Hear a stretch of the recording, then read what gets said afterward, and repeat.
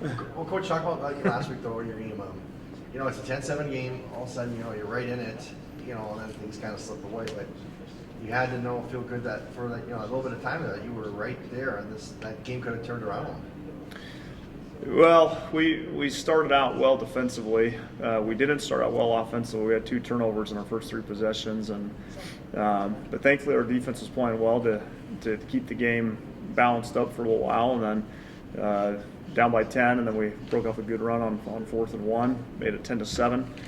And so, yeah, we were in a good position at that point to manage the game, and then we just weren't able to sustain things offensively, really at any point during the game, and that really hurt our defense in my mind because we then left them on the field for far too many snaps. So I've said this a number of times, and that is that I felt like the game plan wasn't good enough, and that falls on me. I need to do a better job getting our guys prepared for what they're going to face and to be more mentally in tune to what we're trying to get done, and I think that really slowed us down at many points in the game, pretty much the entire game other than 1 or 2 possessions. And so got to be better than that as a coach, and like I said, I thought our defense played really competitively at different spots. Just got to give them a little bit more relief in terms of offensive production. After giving up 8 sacks this week, has pass protection been an emphasis on practice this week? Well, I always tell our offensive team, I tell all 11 are responsible for that. So short answer to your question, yeah, we've got to be better in that regard, but I think that falls on everybody's shoulders. There was times where we had just missed protection responsibilities up front with our offensive line. That was got to be better. There was times where I felt like our quarterback held on to the ball too long, and we got sacked when it shouldn't have happened if we would have got rid of it. So we got to be better that way. We got to do a little better job getting open down the field. That would be another thing to help. So I mean, there's a number of factors that play into that. So again, yes, it's been an emphasis, but I do want to point out that the way that we coach it is all 11 guys have to be better in that regard. What do you see out of Bemidji?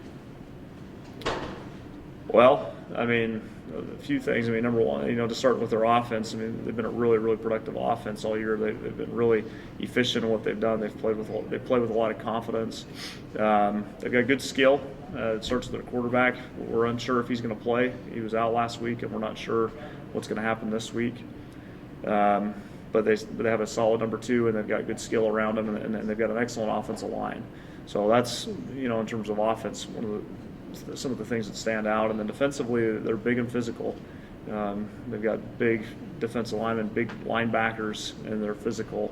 They've got a really good corner, number 36, who's made a lot of plays. He's only a true sophomore. He had a great year as a true freshman last year.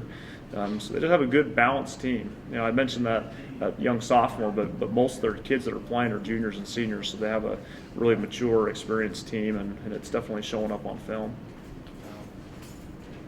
True freshman kicker for them last week, Mason Minot guy, made a game-winning field goal. Is that kind of nice for this area to see if the other guys having success in the league too from this area? I guess so. Yeah, I don't know. We know obviously of him. In high school, we just weren't recruiting a kicker last year. We knew he'd be a good player. It didn't surprise me that he made a big kick. It's definitely a good play for him. Actually, bumped into his dad the other night because he was at a high school football game, a 9th grade game that my son was playing in, and we talked for a minute, and he was definitely happy father, as he should be, and a proud father. So yeah, it was a good kick by him, and definitely clutch. I mean, that was his first collegiate kick and a clutch play.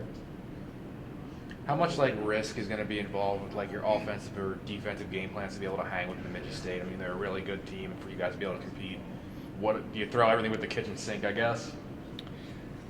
Well, I think really the most effective way of beating a team that's really good like with Bemidji is you just have to be your house has to be in order. You got to be really fundamentally sound, and your technique has got to be really solid as a player. Our game plan's got to be really clear and concise, so the guys don't leave anything to chance.